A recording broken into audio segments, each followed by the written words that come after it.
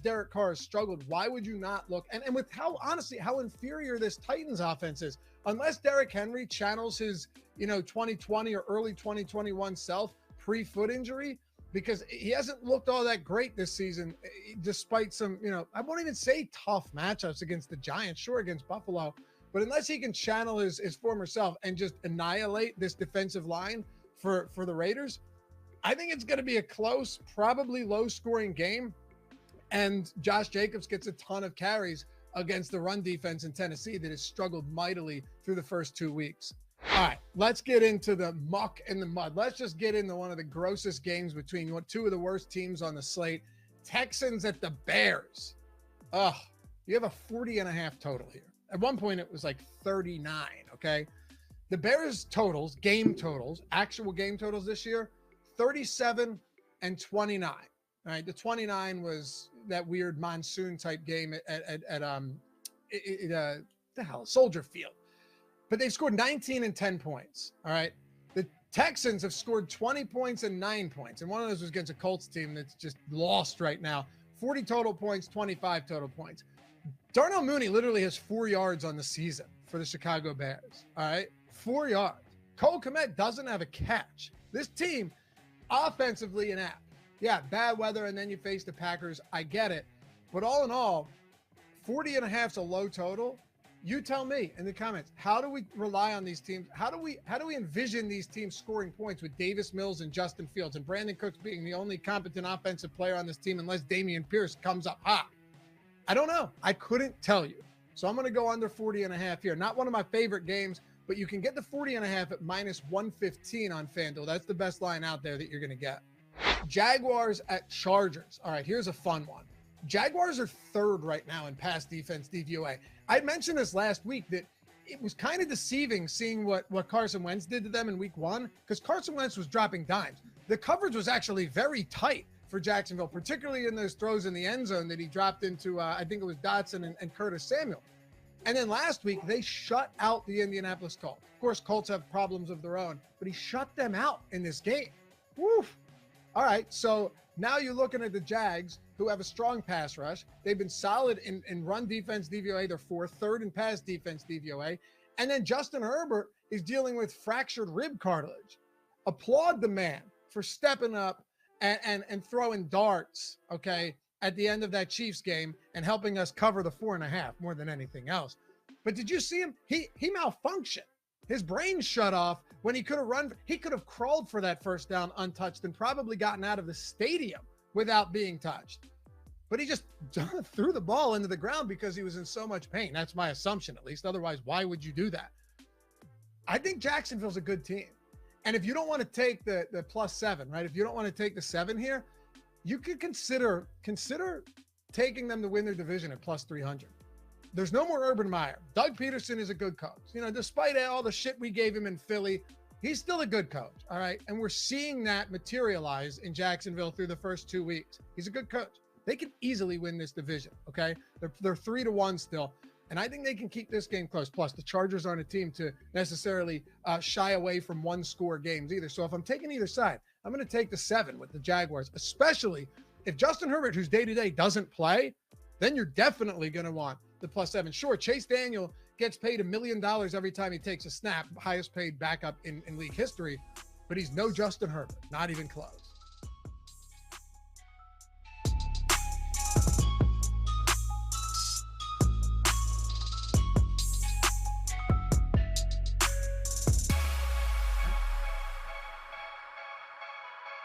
Righto.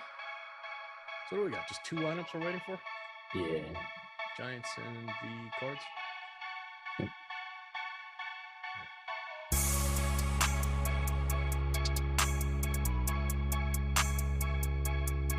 What is happening, Stokastic baseball fans? Terry McBride here, MLB Live before lock on a Saturday afternoon.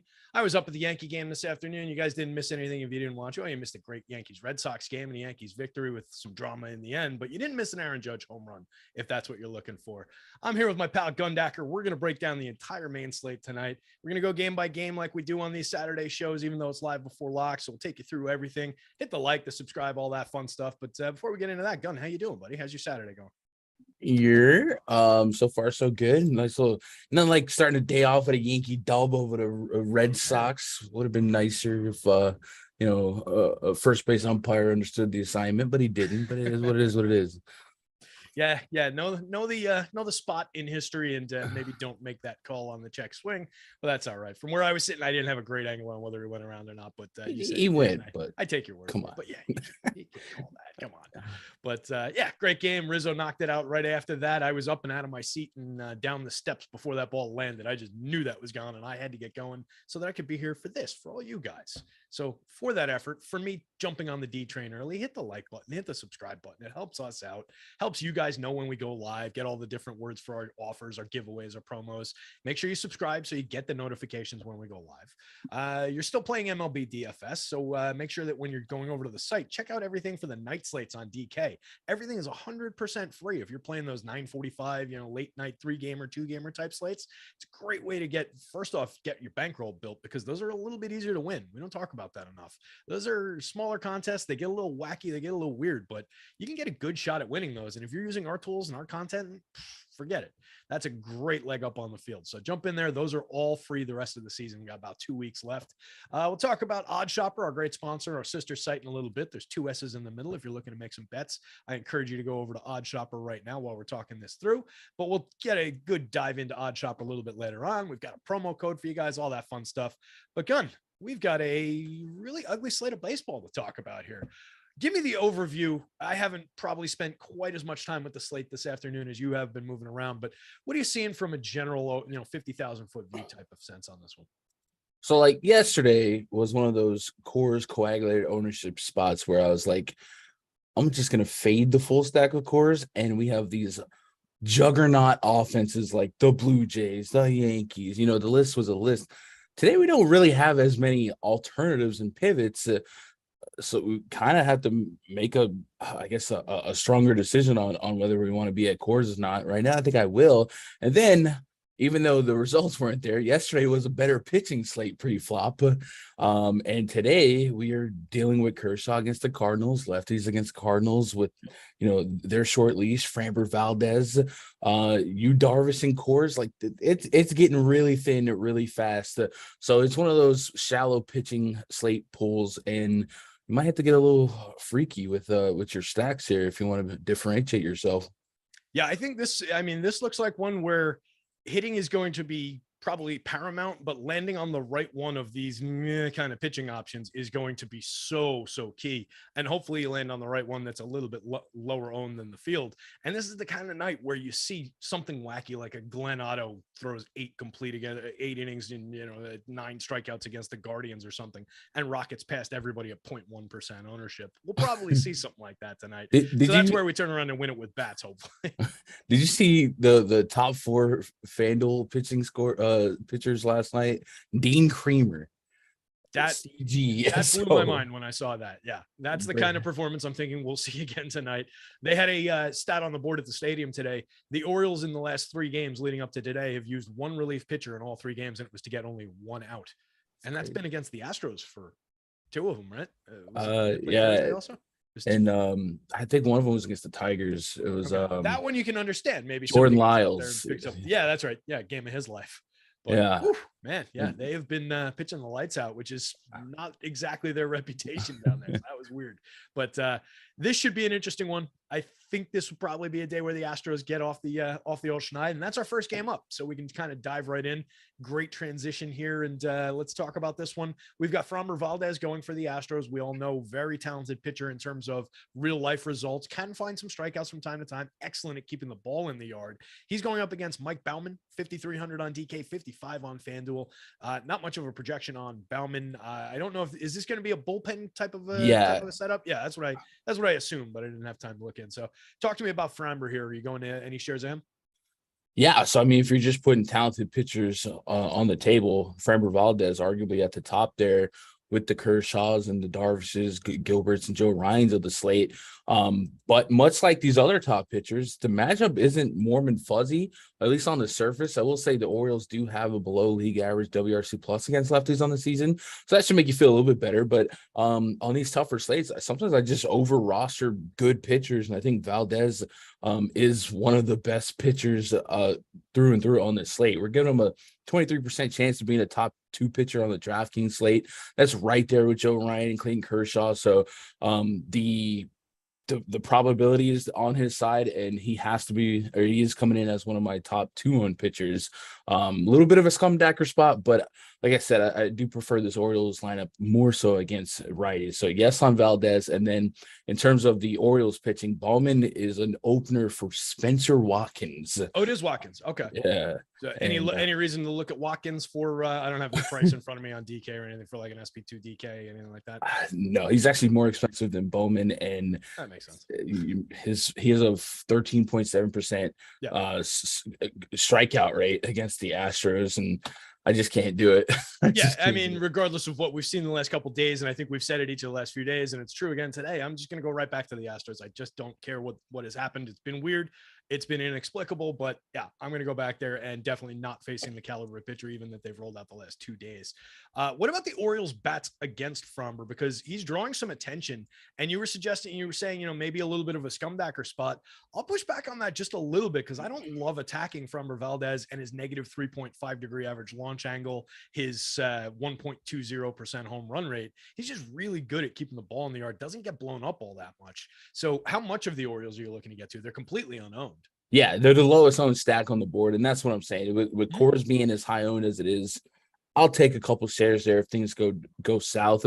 But yeah, the ball's going into the ground, not into the air, and that's not what you want for DFS. But if there's a couple of bleeders through and Valdez gets a short hook, maybe there's some hope in guys like Adley Rutschman, Anthony Santander. So I don't have to give up much equity in the portfolio, 3-4% to say I'm there.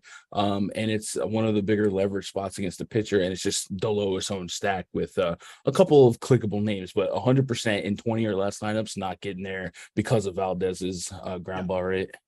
Yeah, and I agree with that. I think over 150, I'll probably end up with a few shares just because of how they're priced. For one, everybody 2,900 or below on FanDuel, and 1.2% owned is the highest ownership spot.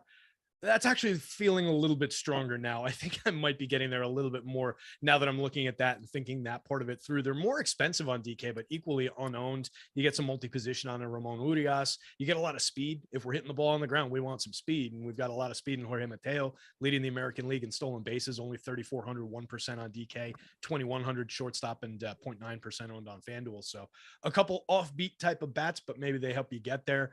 And then, yeah, I like the guys that you named there. Some of the righty power definitely is worth looking at. What about on the other side, the Astros? We talked about briefly there, but who are we looking at specifically going up against this bullpen game and Spencer Watkins? Yeah, Watkins is a big contact guy, and he does so far this season has allowed a lower ground ball rate than he did last year. It's actually or higher, I would say, 48% ground ball rate this year to lefties than last year, which was 35%. So maybe you can hope for some progression, but I think what's most alluring here is his insane contact rate, that 13.7% overall strikeout rate, almost a 5 expected ERA. If you're going to allow Yordan Alvarez, Kyle Tucker, Bregman, Altuve put the ball in play, bad things happen to good people. Big power numbers coming off when I put Watkins' name in the blender here. So 1 through 5 would probably be at the really 1, 3, 4, and 5 would be my priority plays here, but Pena being right there in the middle of it all would make my lineups. He's a little bit more expensive on DraftKings than FanDuel, but he's in a good run spot, an RBI spot. Yep. And I mean, just, there's really not, outside of maybe Martin Maldonado, just because I don't need catchers on FanDuel. And he's even got 14 home runs on the season, a 166 ISO. He's at least serviceable. But outside of him, 1 through 8 at least I'm playing here. Multi-position eligibility, shortstop, and outfield for the dead minimum on Mauricio Dubon. He's not a good player at this point, but that's at least serviceable and can help you pay for some of those other guys higher up in the order. So I think they're top to bottom rosterable here. And you're right, with Watkins' contact rate and with the way that these guys just don't strike out, also, it's the opposite of rock meets hard plays. It's, rock meets giant wide open tunnel and it just rolls on through it. So yeah, looks like a great spot for the Astros, and they seem under-owned outside of Jordan Alvarez, everybody in the single digits. So that seems like a very, very strong spot. Anything else to call out from this one before we move on? No, I would say, we talked about some of the upside offenses yesterday with the Blue Jays and Yankees not being there today. Houston's one of those teams that has the talent to put up double-digit runs. So if you're looking to have pivots to Coors, I think the Astros are one of the few teams on the slate that could match their ceiling. I think the Dodgers, the Astros, that's kind of it. Mariners, maybe. It's yesterday we had so many alternatives. Get a little silly, maybe they get there against the Detroit staff, but yeah, it's not the same kind of a slate. And I don't do this a lot, but hey, great show yesterday, man. If people out there, if they watched our show yesterday and they didn't win money, I mean, unless they had like 100% Garrett Cole, like there were a couple clunkers in the pitching side of things, but man, did we crush the hitting side of things yesterday. So great job by you yesterday. Yeah, if Nolan Arenado doesn't go 0 for 5, I sweep a couple of my tournaments. I finished third in a couple of them. Okay, I got myself to fourth in the FanDuel main with the Cards Mets stack. We talked about how much I love both of those teams. So that Pujols, Yepez, but I mean, glory. you even hit the Austin Wins call when somebody asked for the $2,200 catcher. That dude hit like 24 FanDuel points yesterday. Great show. So anyway, hopefully we're going to do the same for you guys today. We're moving on to the next game on the board. It's the Guardians. It's the Rangers. It's Cal Quantrill. It's Glenn Otto. This is an ugly baseball game. Quantrill's drawing a little bit of attention. 16.5% strikeout rate, 12.9% owned, 7,500 on DK. He's 85 on FanDuel, drawing like half that ownership. Are you going to Quantrill here against the Texas Rangers? Do we need him? Or is it just kind of the public stake? I'm not there. I hate playing pitchers that just don't project for strikeouts.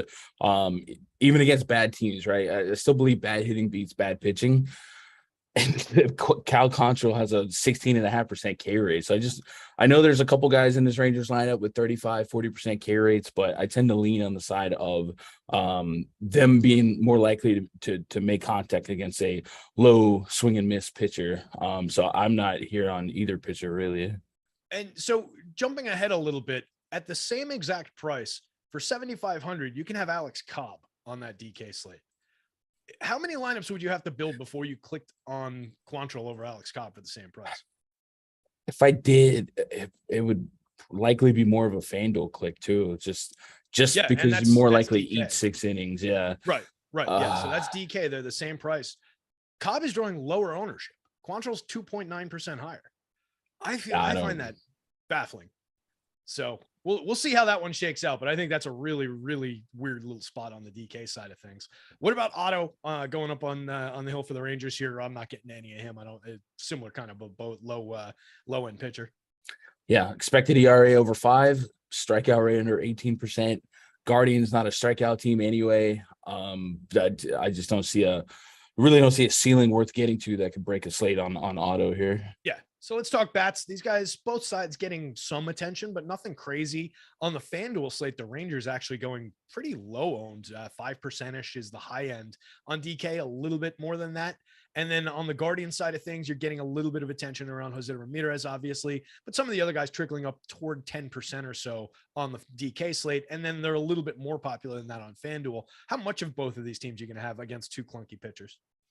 I think I'm more likely to get to the Guardian side here than the Ranger side, just because Quantrill can keep the ball on the ground and limit the hard contact. He doesn't have like elite Valdez ground ball rates, but 45% to righties, around 40% to lefties, and the hard contact rate well below league average.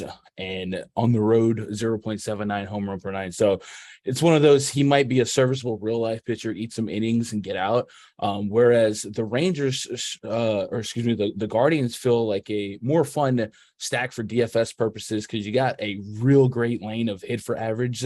1 through 7, I've got batting like an aggregate 280 and a couple of ISOs touching 200, the J-Rams and Nailers, guys like that. And then we've seen some stolen base potential in guys like Stephen Kwan.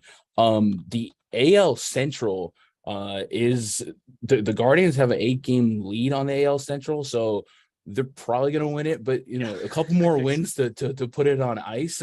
And these are games that they go out there and they play aggressive and they got to win. So I'm more likely to get to the Guardian stack here, and then referencing our top stack tool for the Guardians, we've got them at a 7% chance of being a top two stack with pretty similar ownership. I think that's appropriate. Whereas the Rangers are bottom 3 in ownership and bottom 3 in top stack percentage. So pretty efficient ownership through and through, but I agree with it. Yeah, and I think you're right. I think the Guardian side is the more talented of these two lineups. There's a lot of hitters in there that I've used to decent success through the year with Andres Jimenez, Ahmed Rosario, in addition to the obvious star names in there. So it's a lineup I like. I just don't love the the like Austin Hedges, Miles Straw, maybe Will Brennan component of that lineup right now. But to your point, yeah, if you include Brennan in the 7 spot, that's a 296 average batting average because he's only had 12 plate appearances, 284 like you were saying for 1 through 6. So very good bat on ball type of a lineup. Nobody in that top 6 also with more than a 20% strikeout rate. So just a team that's going to put the ball in play against the guy who's going to let them makes a lot of sense to go to. Any specific hitters that you want to call out for the Rangers side of things? Like everybody knows Semien and Seager up top, but who else is interesting to you in that Rangers lineup for when you do go there? Yeah, Corey Seager, Marcus Semien, Nate Lowe, the 3 guys I'd probably get to the most. I did find myself on FanDuel. I made a dummy crunch before we went live.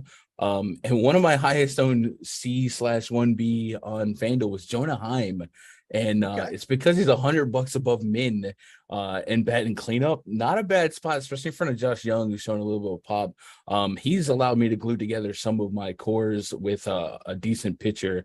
And I don't know that I'm going to stop it. I'm gonna let it happen for 100 above min. Yeah, I mean, it's not the craziest thing in the world. For one, it's a guy that we know has pop and can go deep from time to time. He's not grading out for like massive power upside in my home run model for me, but he's hit 15 on the year, 428 plate appearances, 174 ISO, 2% above average creating runs for a catcher. That isn't bad. 19.4% strikeout rate, 39.6% hard hit.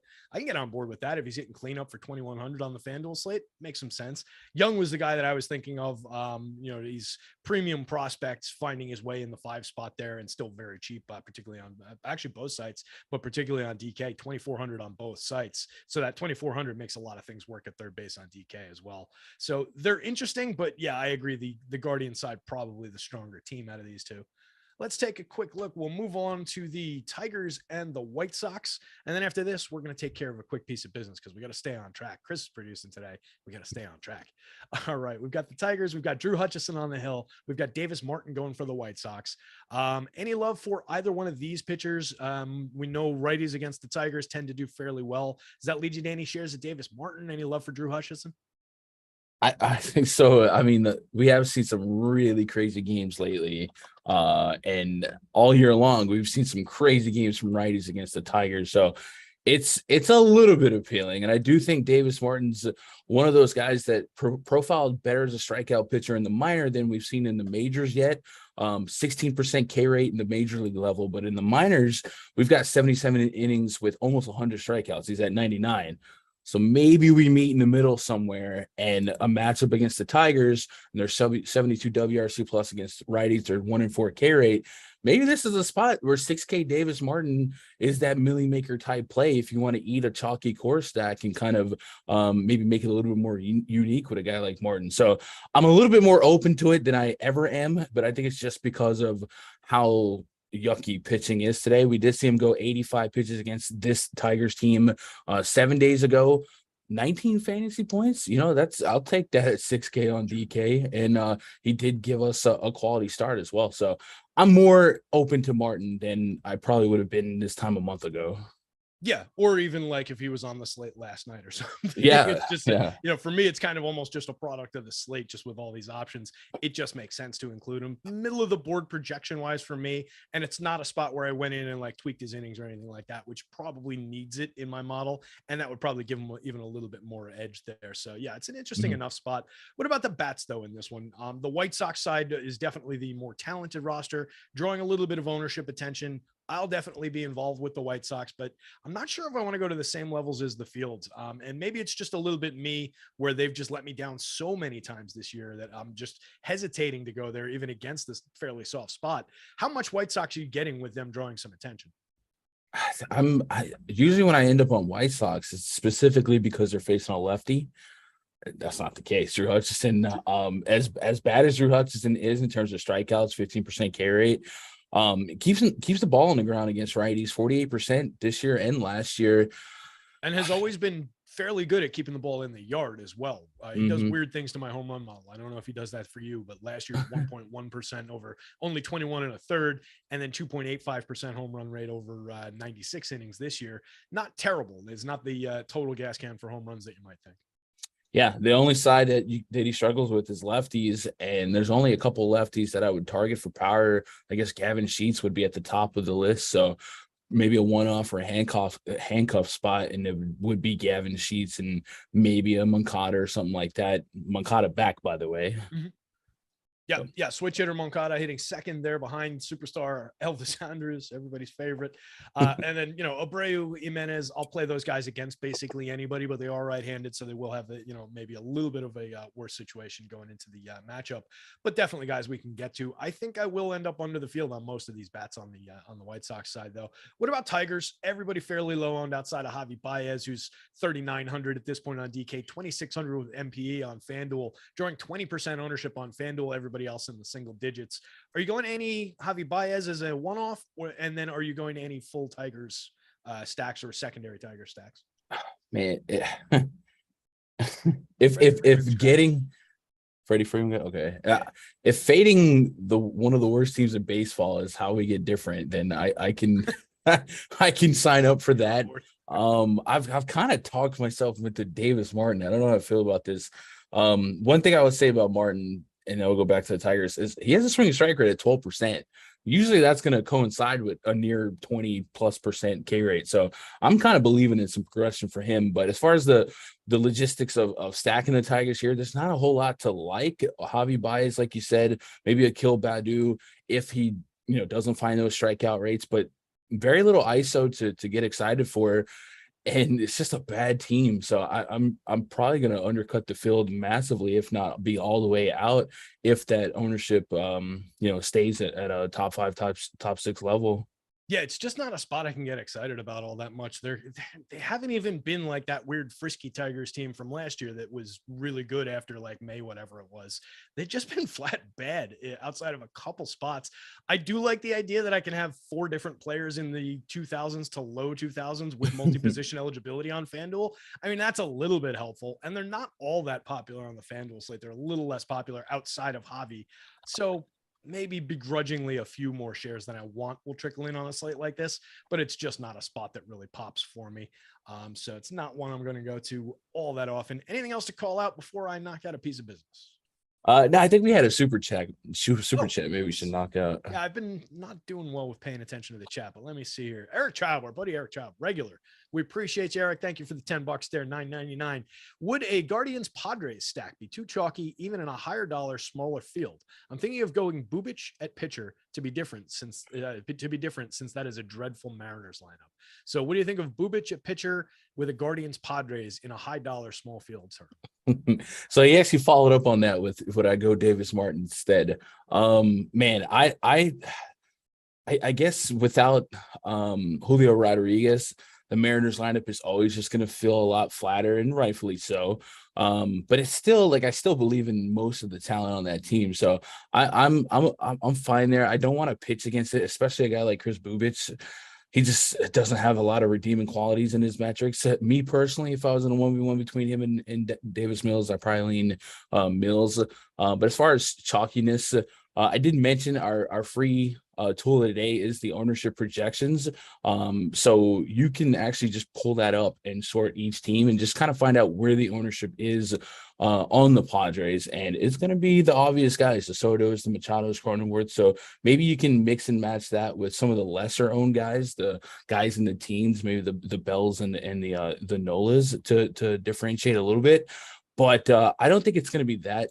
I think the Guardian side isn't going to be that detrimental to you trying to be unique at just 8% ownership. So I'm fine with it. I would agree with you on that front. And, it's something that I just tend not to worry all that much because of how the combinations work. Like if you're playing Guardians and you're on FanDuel and you use Ahmed Rosario, let's say their 2-hitter for 3,100, 7.8% owned. He's got eligibility to shortstop and outfield. So just even within the pool of people using Ahmed Rosario there, which is only 7%, you already have the ability to make a differentiated Ahmed Rosario position. Most people probably put him in the infield, put him in the outfield. If you think it's the other way around, just make a slightly different decision in the combinations, and you can immediately get rapidly different if you're building one lineup like that by hand. That's how I like to think about it.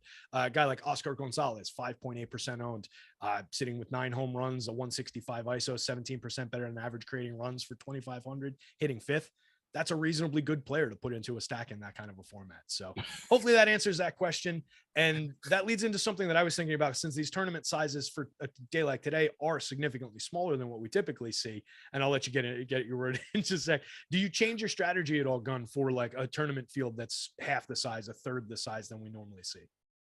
And then yeah, I was laughing at Sam says, Terry, can you say Ahmed Rosario one more time?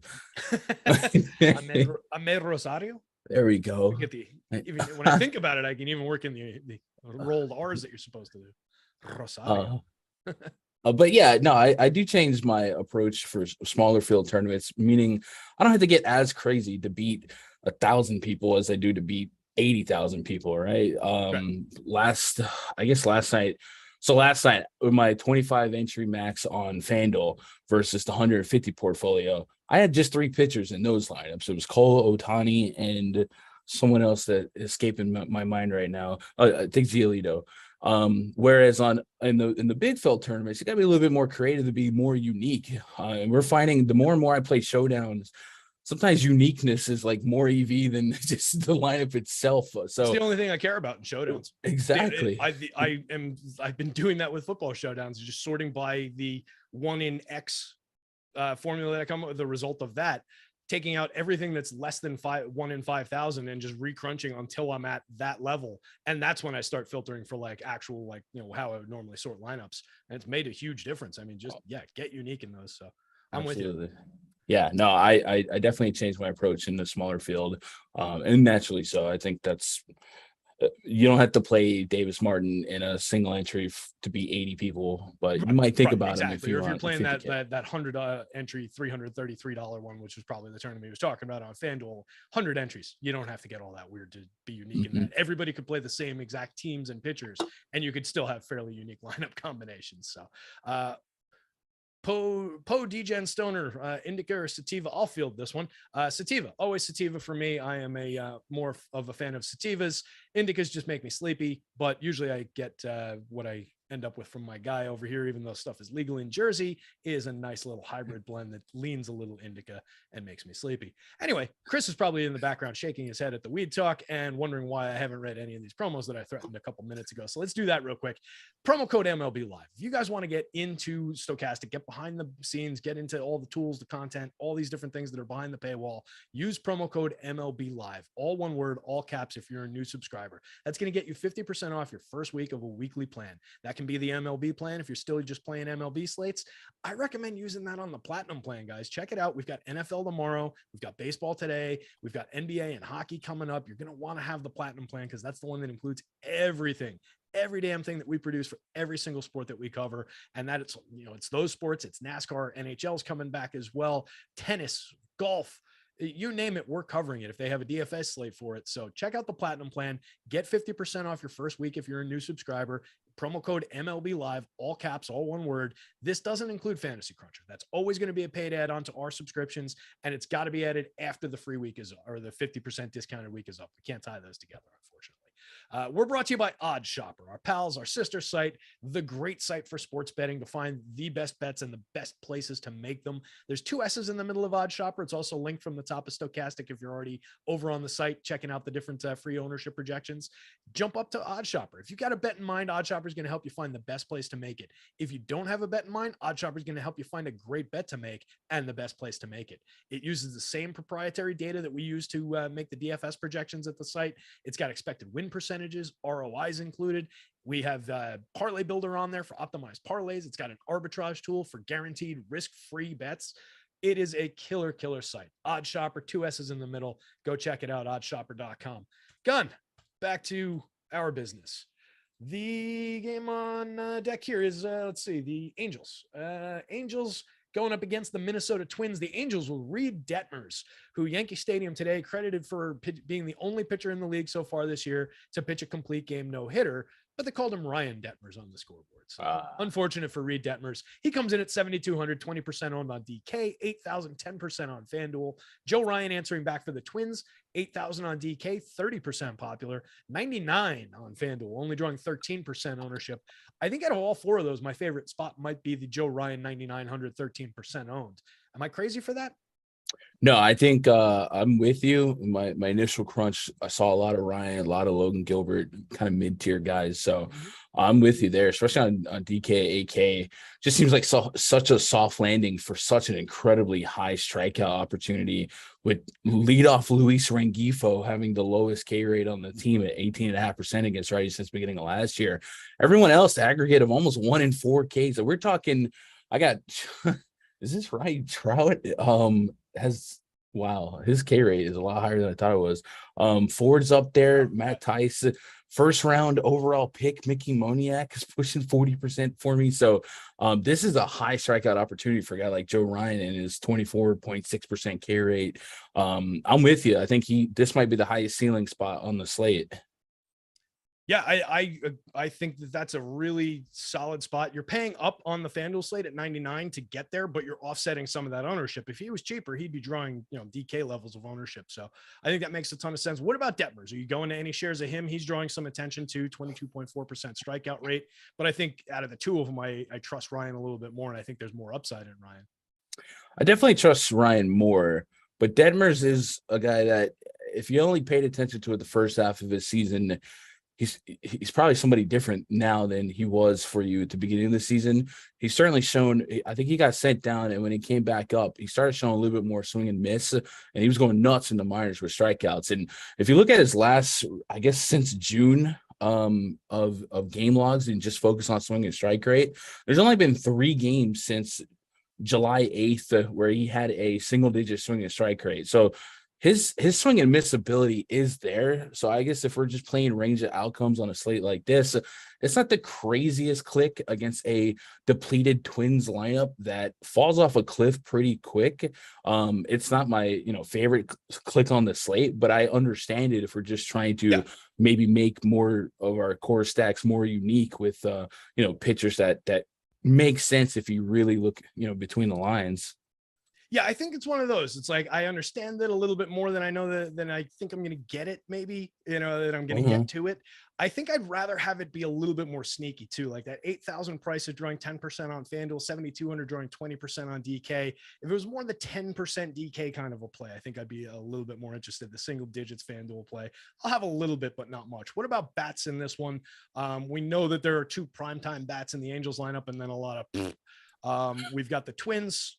Pretty decent team, at least top to bottom, and neither one of them's going up against, like, it's not Jake DeGrom on the hill for either one of these squads. So are you rostering bats from this game? Cherry picking here. I don't see myself onslaughting, but the Correas, Gio Urshela, Trout, Ohtani, I don't mind getting there. Trout and Ohtani is certainly a premium at over 6K. It's going to cost more than a couple pitchers I'm playing, but it certainly, you see more people putting 6K into Coors Field than these guys, so might make them more lucrative just based on ownership alone. And then 6K means nothing when Joe Ryan's 8K.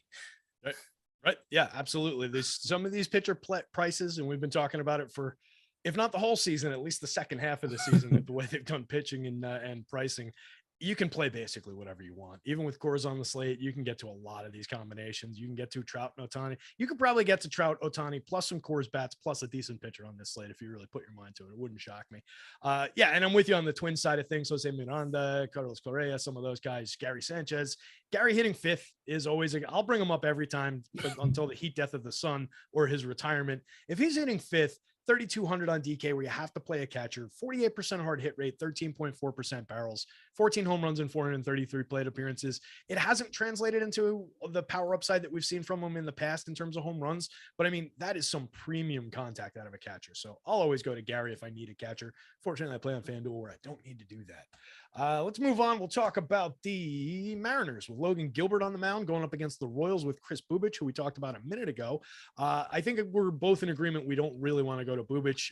Wrong two hosts for that one. But talk to me about Logan Gilbert. 85 on DK, 21% owned.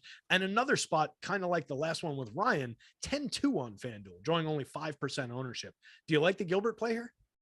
Yeah, just looking at logistically guys that could be the top scorer on the slate, I think Gilbert's name is in that conversation.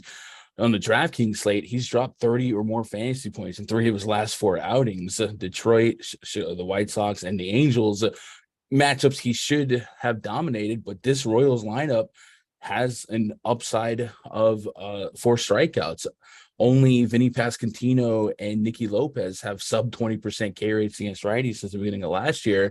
And there's a strong lane of 25% or better. So the matchup is certainly there for Gilbert to tap into his ability to get those strikeouts and go deeper into games.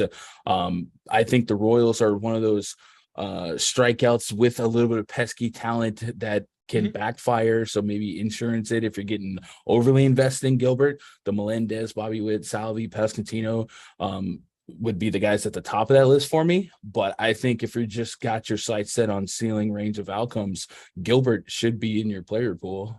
Yeah, and it's another spot for me. I like it a little bit better with the tax on FanDuel that takes away the ownership in terms of salary, but 8,500 and 21% owned. He feels like he should be owned more than that at that price on DK. So I think that's a very good tournament spot as well. Looking at the Royals, totally agree with you too. It's a changed nature of this team. They used to be low strikeout, contact happy, a little bit of speed. Now they're more power, higher strikeout rates, so you can target them with pitching. But I think you're right. I think I want to draw a few insurance shares at least around the top 4 hitters in the lineup, maybe, and then maybe a sprinkling of like some of the lefties from the bottom of the lineup who can get a little frisky for cheap. But it's not a spot I love. But yeah, Sal, Vinny Pasquantino, Bobby Witt, those guys can be in there. And then the lefties I'm talking about, like the Kyle Isbells, Nicky Lopez's of the world. Not names that anybody wants to recommend on any show, but they both cost $2,000 and $2,100 on DK, and they make other things work. So I think they're in play. What about the Mariners against Bubic here? We hinted that they might be interesting earlier. Talk to me about that lineup, top to bottom. Yeah, Chris Bubic, 1.71 whip, 5.8 expected ERA. Bad hitting beats bad pitching, and the Mariners are above average in hitting, especially in WRC plus against lefties on the season. Yeah, no Julio Rodriguez, that's a net negative, but a bad pitcher is a net positive, and I like Ty France, Mitch Haniger, and we've even seen a power surge, if you will, from Carlos Santana in the last couple of weeks. So a couple names I can get behind. Even Sam Haggerty's projecting not terribly for me, batting 290 plus against lefties last couple of seasons. He's dirt cheap on really both sides. So I definitely have some sprinkles with the Mariners. I would like to feel a little bit more confident in the power here because I want power from my bats. So Mitch Haniger, probably him and Ty France would probably rise to the top of my ownership of guys from the Mariners. But I definitely think Bubic is a guy that puts some ducks on the pond, and that creates the opportunity for the big inning. And then, it's just everything falls apart from there. Yeah. And I tell you what, I mean, they're drawing a little bit of popularity, but the pricing, especially on FanDuel, everybody on FanDuel, the highest price is $3,000 for Ty France. Everybody else is in the 2,000s. These guys are priced like the Tigers, and these guys are better than the damn Tigers. So yeah, I can get to guys like Dylan Moore, Sam Haggerty, Jared Kelenic hiding in the 7 spot there. Luis Torrens. If you need a catcher on DK, 8.3% owned, 2,200 is another guy. He can find premium contact. He's not great at translating into game power, but he can put solid bat on ball from time to time. 40% hard hit rate over 144 plate appearances, only 2 home runs somehow. But I do believe that there's power in that bat. So there's just sneaky kinds of bats for super cheap in that lineup going up against a nothing pitcher. There's no tax on the salaries for facing a Chris Bubic here. So like that spot a lot. Let's do one more, and we'll knock out another piece of business. We got a little ways to go. The Giants with Alex Cobb on the mound, who we brought up before, taking on the we covered both bats on that one, right? Mariner? Yeah, we did. Okay. I lost myself there for a second. I panicked and thought we left the Royals bats out, but we talked about them. So as I was saying, Giants with Alex Cobb on the mound, 9,200, 7,500 FanDuel DK pricing, not getting any attention on either site. And I do think that's a mistake like we talked about before. Merrill Kelly getting more attention on the other side going up against the Giants, 8,200, 28% on DK, 9,000 similar ownership on FanDuel. What are you doing with the two pitchers here? Yeah, both pitchers are very viable, I think. Just thinking about how shallow the pitching pool can be, I feel like every 5 days I'm very enthusiastic and enthralled by Alex Cobb's underlying metric, only to hate myself hours later. But at least to his credit, we've seen him tap into that ceiling. If you look at his last, I guess, 4 games, that's the Alex Cobb experience. 9.8, 30, 5.2. But the fact that the 30 is a range of outcomes and we justify it with the metrics, it's not just like accidental, does have a 24% K rate, a 3.2 expected ERA. He's largely been an unlucky guy the last couple of years. So I'll get to the well here. I would have an opportunity to kind of lean on his lefty split since the D-backs are rolling out just 2 righties. 22.6% K rate to lefties. That's competitive. A 62% ground ball rate to lefties. I mean, that's Framber Valdez right there. Yeah. 0.4 home run per 9, 25% hard contact rate. So makes a lot of sense to be interested in Alex Cobb, especially at 7,500 on DK. But those type of numbers will get you to that 6th inning on FanDuel, and that's my cutoff, man. I need that quality start. Yeah, absolutely. I think he's one of the more likely guys to get you there on this slate. He projects right there with it's Framber, Gilbert, Kelly, Cobb, Kershaw, all like right up at the top. Ryan, all those guys look very, very similar to me. So when I can get Alex Cobb as the cheapest and the lowest owned of that group, I kind of like that spot. I brought it up at the beginning of the show, and I'm going to hammer that. I want to go there. Kelly, I'm getting a little bit less just because of his popularity, I think, but I do like the spot. I do like the matchup, 22% strikeout rate, a 3.86 xFIP. Are you getting to shares of Kelly going the other way against the Giants here? No, the main reason I think he's playable is just because like he's a decent enough real life pitcher with a 3.45 expected ERA, 22% K rate. The ERA has been pretty linear with his expected ERA. It's a spot where he's an okay enough real life pitcher that, like yesterday, we saw Brady Singer, Jose Quintana, like those guys can pop up here. He's the least favorite of any pitcher, but still in the player pool for me. I don't know exactly how much I get to him. If I get to none, I'm not going to lose sleep and recrunch, but I think at 8,200 on DK, he'll bleed into a few. FanDuel, I can see him being expendable though. Yeah, I'm just not sure how much FanDuel ownership I'll end up with, just given how that ownership is playing at 21.6, 9,000. Like, I'd just rather spend that money, I think, on most of the other top end options. But I see him the same way. Like I said, he projects out in that same group for me. So what about bats going against Kelly here? Since he is getting some popularity and we're not really rostering him, does it make sense to maybe consider some of these Giants, some Mike Yastrzemski, some Brandon Crawford, some Wilmer Flores in the lineup again today? Anybody that you like on the Giants side of things, or is it kind of just a pass spot? The Giants are really cheap on FanDuel again. We talked about this yesterday. I'm not going to give them any credit on why they're priced like this, if they're thinking about platooning or not. But I think I get to some. I don't know if I get to an onslaught stack, but this D-backs bullpen is still one of the most attackable bullpens. So if we can get through Merrill Kelly early enough, not even blow him up, but early enough to get him out quick hooked and get into 4 innings or so of that bullpen, I definitely think there's some merit there. I always say, starting pitchers win cash games, bullpens win GPPs, and this could be a spot. The only thing is you never know who's going to be actually in the lineup for the Giants when the bullpen comes in. So it's a little bit of an unstoppable force, immovable object. But yes, I'll be there a little bit on the Giants. And the D-backs lineup is shaped up differently than normal today. Corbin Carroll leading off, one of the top prospects in baseball. Pavin Smith right behind him, literally free on FanDuel. Dalton Varsho, Christian Walker. So there's some fun names to click here if you're looking for some insurance to Cobb. But like we said, Cobb's done such a great job of keeping the ball on the ground that you're hoping that he continues to have some bad luck, BABIP wise, and the D-backs just spike. Yeah, and Cobb, it's worth, you just mentioned it, and it's worth touching on there. Similar to Framber, a 1.6 degree average launch angle for the season for him, 3.9% barrel rate allowed, 1.60% home run rate. It's very tough to go deep against him. So love the Cobb spot. I'll have a couple shares of Diamondbacks just as a hedge, because I do like that Corbin Carroll leadoff spot with Pavin Smith behind him into Varsho and Walker and Ketel Marte. I wouldn't leave him out. So that's interesting at the top end, but it's not a one I want to go overboard for.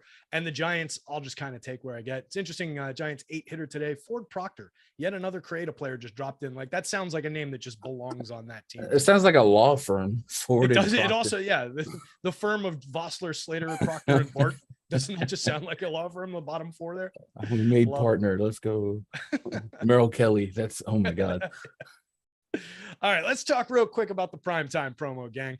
You can get access to all of our Stokastic Plus NFL tools for showdown and single game slates for only $1. One simoleon, $1.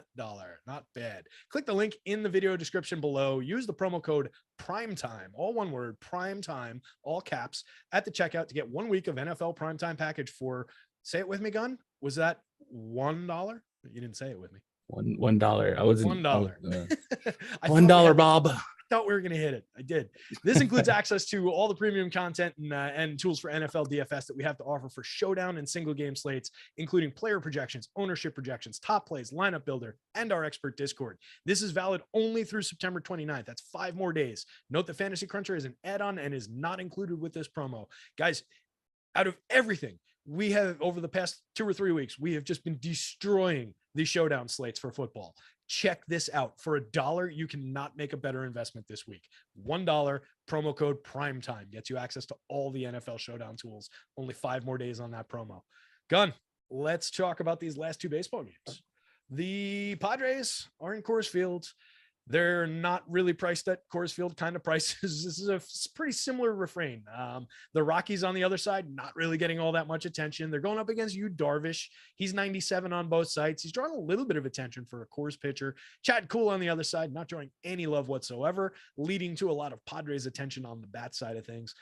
What do you want to do with Coors Field today? What do you think of the pitching? Are you going to Yu Darvish? Are you rostering the bats? What are we doing with this thing? Yeah, I think you could make any strategy and make sense of it. I'm actually sitting here thinking about, do I just go all in my 25-inch max and rotate substacks? Because yesterday we had so many alternatives, and today it just doesn't feel like I have the same alternative. So do I just want to grab all of it and run? Padres against Chad Kuhl is just such a good spot. 1.5 whip on Kuhl, 5.26 expected ERA, and a 1.7 home run per 9 to lefties. Mr. Juan Soto says, here, I can get some of that. Jake Cronenworth can fill in there. So I think I want to be here. I think I got to be here on the Padres and just kind of believe that they should thrive in this spot. So I'm in on that. I think Yu Darvish is an interesting thought, if nothing else. Like if I was willing to play, I guess I wasn't playing pitching from Coors yesterday, but Yu Darvish is at least interesting enough that you could see him still having a 20-plus fantasy point game on DraftKings. I wish they gave us a little bit of a Coors discount, but they really didn't at 9.7K on both sides. But maybe we get a discount just based on ownership. Looking at our pitching ownership, Yu Darvish is coming in at 10% owned on the DraftKings slate. So you get a little bit of positive leverage there. And then referencing the last refresh I had for FanDuel, 8%. So single digit ownership for one of the guys that we know can go through deep enough, and he has like 800 pitches to throw here. So I guess that's the any other park in the league, that's like a smash spot for Darvish. Yeah. Right? Yeah, if this was in San Diego, Diego, he's probably 30% owned in San Diego, right? Right. And I just think, as much as I don't like rostering pitchers in Coors, I do, I'll go to the home pitchers who know how to pitch theirs from time to time, and then I'll go to the ace caliber pitchers. And Darvish is like right at that borderline with whether I consider him enough of an ace that I want to go there. I just think the ownership is so low that I can try. And if it doesn't work out, it doesn't work out. But you move this match anywhere else and it's a smash. So I think I'm going to get to some shares of Darvish. I'll have some Padres, but I'll probably be below the field on full stacks as usual. What about the Rockies on the other side going against Darvish? Because as usual, they're not getting nearly the attention. They're also playing in Coors Field, much more difficult matchup. But what are you doing with the Rockies side of it? Yeah, I'm there on the Rockies, but just it's a lack of options. I'm borderline stacking half the slate right now. Rockies, I'm getting 6% ownership on DraftKings, 6% of a Coors Field offense. It just seems like the field is too scared to make a decision there. and we can make both decisions and still be Right. well above the field. So yeah, I'm there on the Rockies. I was at 10% and the field's at 6%. So I came in over. Yeah, that sounds about right. If that's probably dead on around where I'll be at. The FanDuel side of things, McMahon, sure, 17.8% owned for 2,800 in the leadoff role. He's 14.3% owned on DK at a higher price.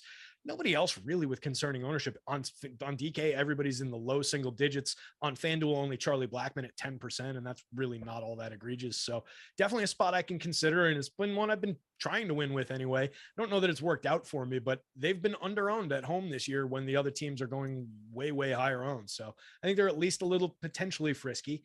We've got the last game up. We've got like 9 minutes or so left in the show, about 14 before lock. If you guys have any questions, drop them in, hit the like, hit the subscribe. Thank Gun for all his hard work here.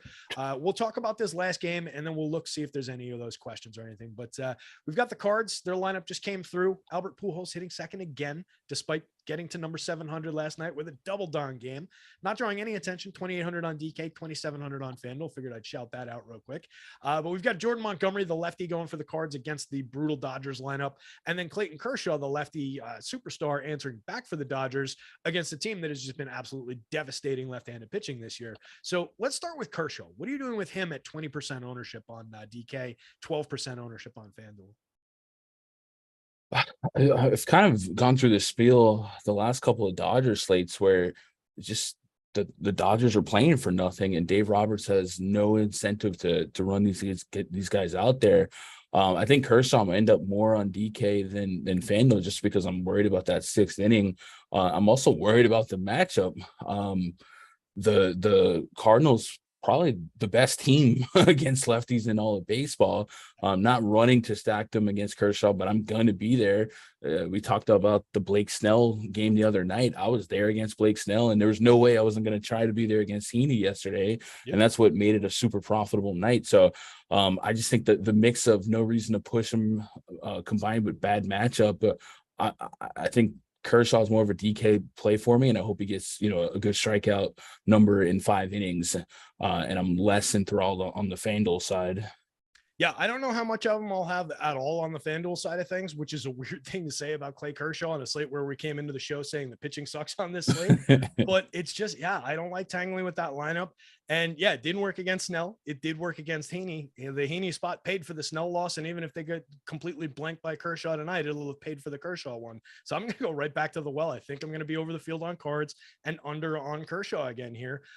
Let's talk before we move on to bats. What about Jordan Montgomery, former Yankee? Decent price on him, pitching well. Going up against a brutal lineup, but nobody going to him here. Is there any interest in Jordo here? Man, Gumby, if I remember his nickname correctly. Gumby, yeah. If Quintana didn't do what he did last night and be a top 5 scorer, maybe no. But man, I guess that opened up my eyes that there's a chance. And Gumby's more of a strikeout guy than Quintana long term. So a little bit, not much. Okay. Relative to where the field's at, are you going to be in the single digits around like 5-ish% on DK, 7, 8, something like that? Or are you thinking like over 10%? No, I'd probably cap around the 5. I don't see myself getting to him on FanDuel, but on DK, I'm willing to get a little freaky with some strikeout guys. Yeah, I think that makes some sense. And you're right. It's more of a DK play where you're getting him in the SP2 alongside somebody else, and you're not as worried about like the quality start and stuff. But yeah, I think there's at least a little friskiness there.